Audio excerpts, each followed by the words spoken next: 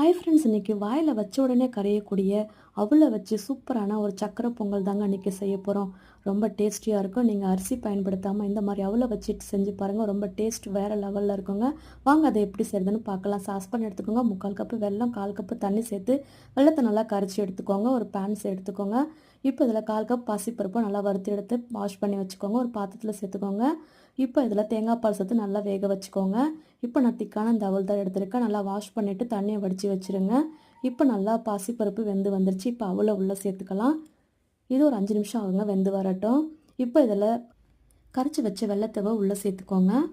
வெள்ளத்தை சேர்த்துட்டு நல்லா மிக்ஸ் பண்ணுங்கள். கொஞ்சமாக உப்பு, சுக்குப்பொடி, ஏலக்காய், பச்சை கற்பூரம் கொஞ்சமாக சேர்த்து நல்லா கலரி விடுங்க. இப்போ ஒரு பேனில் நெய் சேர்த்துக்கோங்க. முந்திரி திராட்சை வறுத்து உள்ளே சேர்த்துக்கோங்க. அவ்வளோதாங்க, சூப்பரான சக்கரை பொங்கல் அவலை வச்சு ரெடி பண்ணியாச்சு. இதே மெத்தடில் நீங்களும் உங்கள் வீட்டில் ட்ரை பண்ணி பாருங்கள். இந்த பொங்கலுக்கு செஞ்சு அசத்துங்க. கண்டிப்பாக ட்ரை பண்ணுங்கள். தேங்க்யூ.